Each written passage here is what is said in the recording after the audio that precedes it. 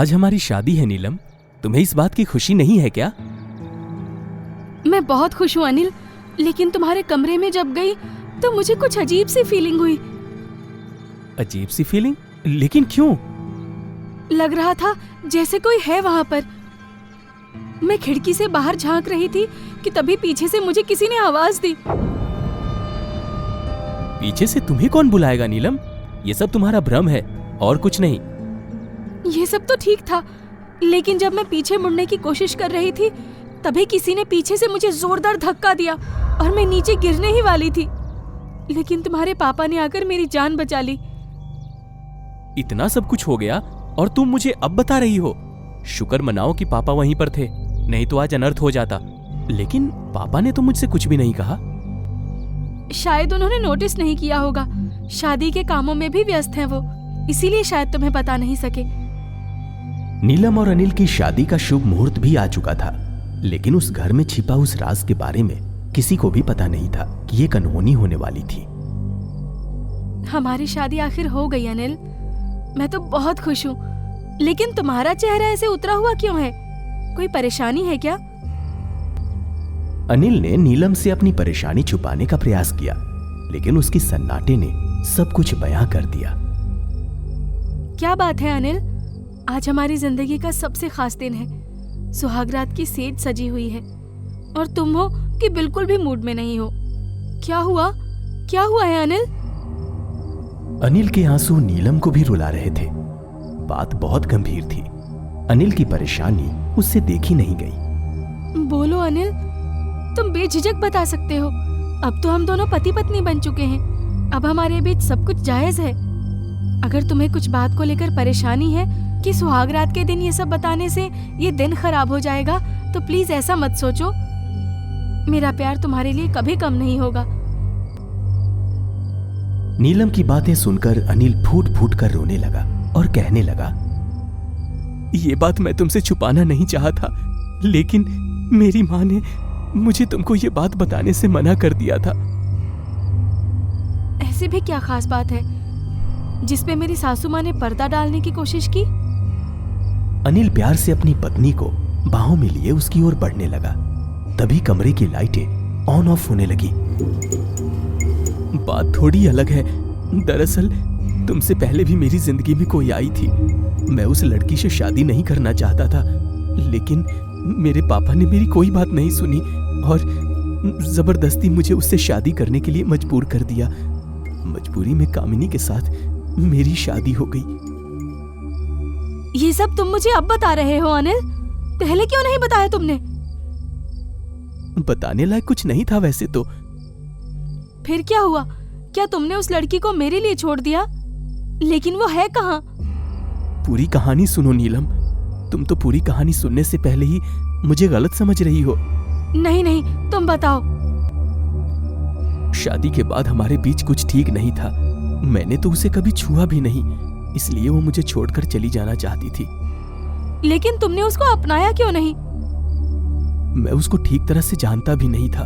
पापा के कहने पर मुझे उससे शादी करनी पड़ी थी, इसलिए वो मुझे पसंद भी नहीं थी। फिर क्या हुआ? एक दिन ऑफिस का कुछ जरूरी काम आ गया था। मुझे 7 दिनों के लिए शहर से दूर जाना पड़ा। कामिनी ने मुझे बहुत रोकने की कोशिश की, लेकिन मैं नहीं रुका। 7 दिनों बाद जब मैं घर लौटा तो मेरे पापा ने कहा,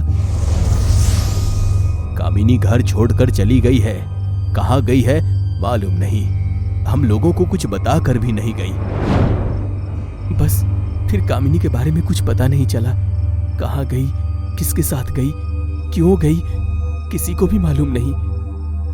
तुम खामखा ही डर रहे थे अनिल। ये बात तुम मुझे बेझिझक बता सकते थे। अगर पहले ही बता देते तो आज हमारी ये रात और भी रोमांचक हो जाती। मेरे पास आओ अनिल, मैं तुम्हें अपने पास बुला रही हूँ। और अनिल ने देखा कि वहां नीलम नहीं थी, उसकी जगह पर बैठी हुई थी कामिनी। कामिनी का चेहरा खून से भरा हुआ था और वो अनिल को अपनी ओर बुलाने लगी। अनिल, मेरे करीब आओ अनिल, मैं तुमसे प्यार करती हूँ। मुझे अपनी बाहों में भर लो अनिल, और करीब आओ, और करीब आओ। अनिल बहुत डर गया था। उसने देखा कि कामिनी उसे बुला रही है। उसके खुले बाल हवा में उड़ रहे थे, हाथों में लंबे लंबे नाखून थे और कामिनी एक भयानक रूप धारण करके जोर जोर से हंस रही थी।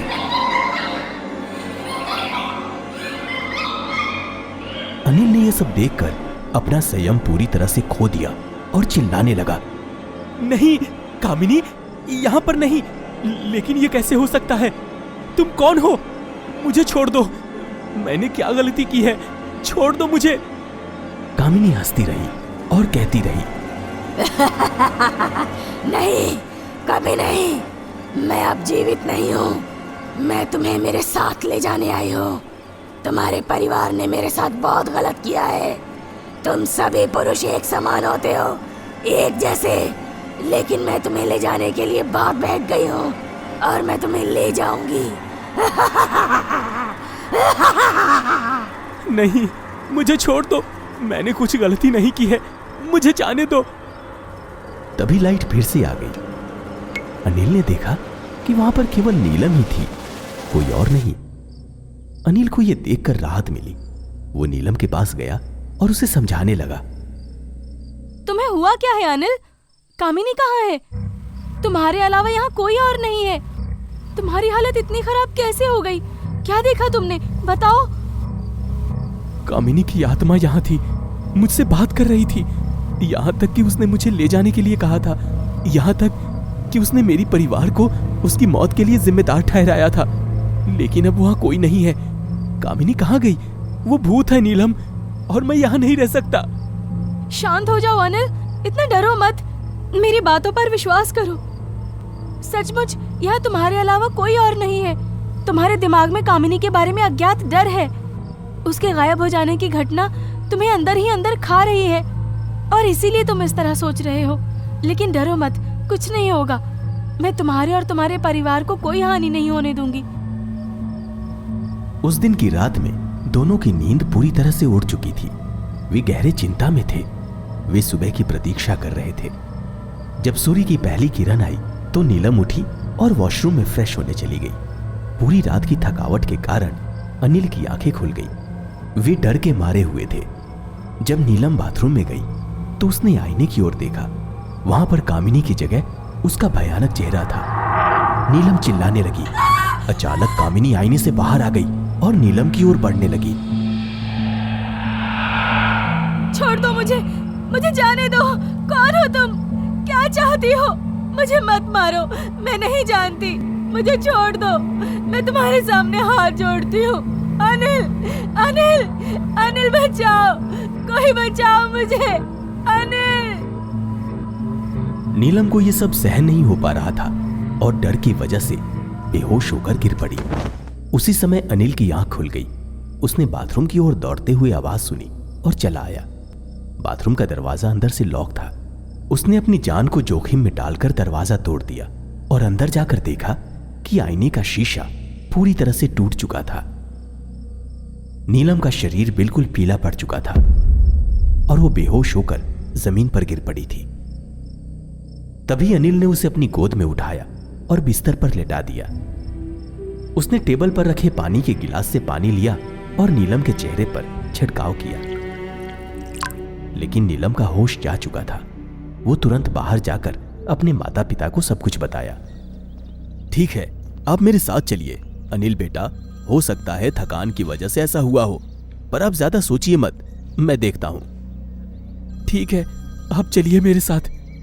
जी चलिए। आइए डॉक्टर साहब, इधर आइए। ये देखिए, मेरी फूल सी बच्ची को क्या हो गया है।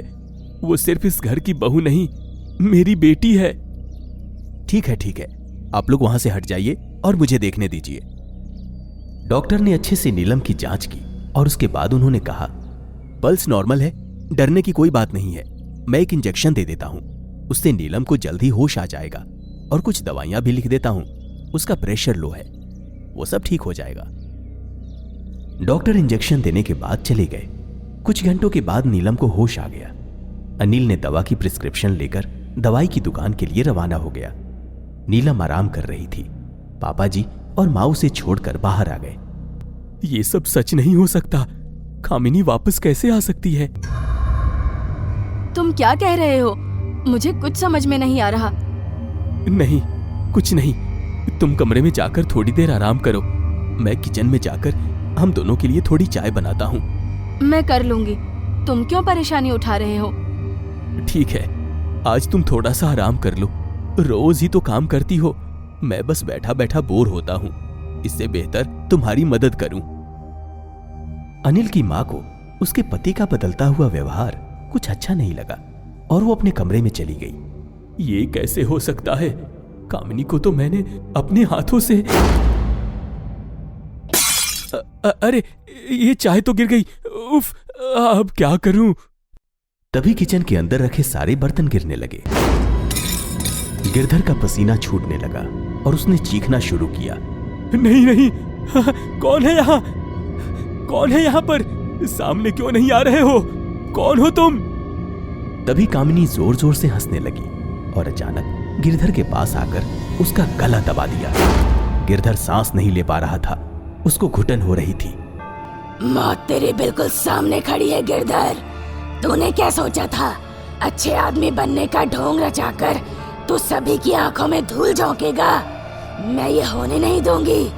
अगर तूने अपने मुंह से सच नहीं बताया तो मैं तेरी आंखों के सामने सबको मार डालूंगी, सबकी जान ले लूंगी। सच तो तुझे बताना ही पड़ेगा।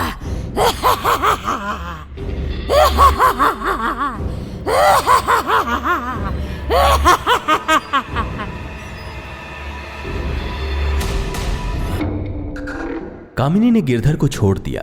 गिरधर बाहर आकर देखा कि उसकी पत्नी खून से लथपथ जमीन पर पड़ी हुई थी। उसे देखकर डर से उसका चेहरा नीला पड़ गया। अब कामिनी नीलम के कमरे की ओर बढ़ने लगी।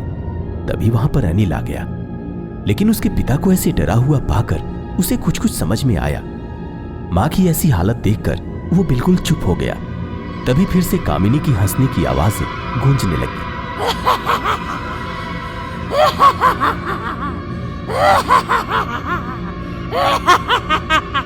उसके तुरंत बाद ही नीलम के कमरे से उसकी चीखने की आवाज आई। गिरधर और अनिल उसी वक्त दौड़ते हुए नीलम के कमरे में घुसे। उन लोगों ने देखा कि कामिनी नीलम के बिल्कुल पास खड़ी थी। उसने अपने हाथों से नीलम का गला दबा दिया और उसे मारने की कोशिश करने लगी। नीलम की आंखें दर्द से बाहर आ रही थीं। तभी गिरधर ने कहा, मेरी बेटी को छोड़ दो। मैं अपना जुर्म सबके सामने कबूल करने के लिए तैयार हूँ। उन लोगों को छोड़ दो कामिनी, सारी गलती मैंने की थी। उन लोगों को सजा मत दो। मैं तुम्हारे आगे हाथ जोड़ता हूँ। बोल गिरधर बोल, और कितने दिन इस सच को छुपा कर रखेगा तू? आज तुझे सबके सामने अपना गंदा चेहरा लाना ही पड़ेगा, किसी भी कीमत पर। नहीं तो मैं इसे अभी इसी वक्त मार डालूंगी।